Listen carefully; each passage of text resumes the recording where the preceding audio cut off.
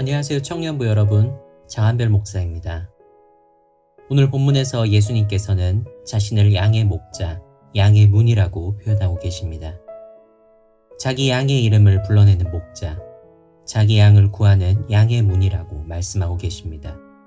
오직 자신만이 진정한 목자이고 진정한 양의 문이 된다고 말씀하십니다. 당시 예수님께서 사시던 근동지방의 주요 생업 중에 하나가 바로 목축이었습니다. 그 중에서도 제사의 제물로도 자주 사용될 뿐더러 고기와 가죽, 털과 젖을 모두 사용할 수 있는 동물이었기 때문에 양을 사육하는 경우가 많았습니다. 현대 대한민국에서 살아가는 우리에게야 이러한 목자, 양의 문과 같은 단어를 활용한 비유가 낯설게 느껴질 수 있지만 당시에는 생활 속에서 흔히 볼 수 있는 것을 예로 들어 예수님께서는 자신의 역할을 그리고 자신의 정체성을 소개하셨던 것입니다. 가축으로 사육하는 비슷한 동물인 염소와는 다르게 양이라는 동물은 뿔이 말려 있어서 방어수단으로서의 효용성이 떨어지고 시야도 좁을 뿐만 아니라 다리의 관절도 그다지 강하지 않은 동물입니다. 그렇기 때문에 양은 후각 정보와 청각 정보에 민감하게 반응한다고 합니다. 양이 목자의 음성을 알아듣고 반응하는 것은 양 나름의 생존 전략이라고 할 수 있습니다.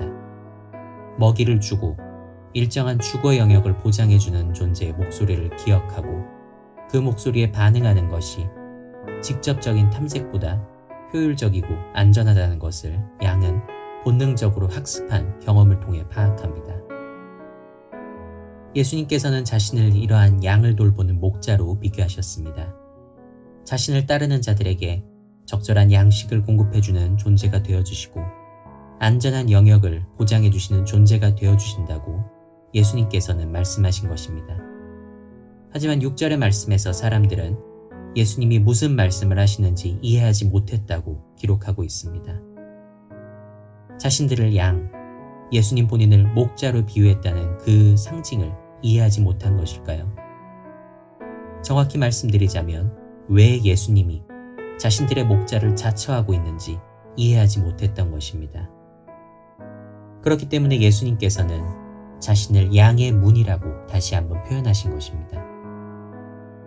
양을 인도하는 목자 같아 보이는 사람은 세상에 여럿이 존재할 수 있지만 유일하게 양의 생명을 위해 열려있는 문은 자신뿐이라고 예수님은 말씀하신 것입니다. 예수님의 가르침은 오만해 보입니다. 오직 예수님 한 분만이 구원을 주신다는 그런 가르침은 별로 매력적으로 들리지 않습니다. 하지만 조금만 더 생각해보면 생명을 얻을 수 있는 가장 빠르고 짧은 지름길을 알려주고 계시는 것입니다. 예수님의 입장에서 한 사람이 여러 시행착오 끝에 생명을 얻는 길을 발견하게 만들어도 크게 손해가 될 것은 없습니다. 예수님께서 그렇게 하신다고 하셔서 하나님이라는 정체성에 상처를 입거나 그 정체성이 변하는 경우는 없기 때문입니다. 하지만 예수님은 일부러 자신의 정체성, 하나님께서 자신을 세상에 보내신 목적을 반복해서 다른 말로 계속 강조하십니다. 어서 오라고, 자신에게로 어서 나와 생명을 주고자 하시는 아버지 하나님을 직접 만나보라고 반복해서 부르고 계신 것입니다. 오늘 하루는 양의 목자, 양의 문으로 오신 예수님을 더욱 가까이 하는 그런 하루가 되기를 바랍니다.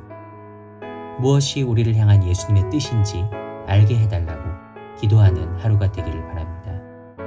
세상에는 이미 여러 가지 소리가 가득합니다.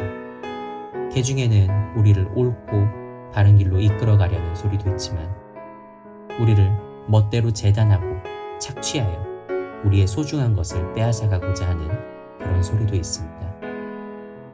여러 소리로 가득한 세상 속에서 우리를 영원한 생명으로 이끌어 가시는 예수님의 음성, 예수님의 말씀에 더욱 집중할 수 있게 해달라고 기도하시기 바랍니다.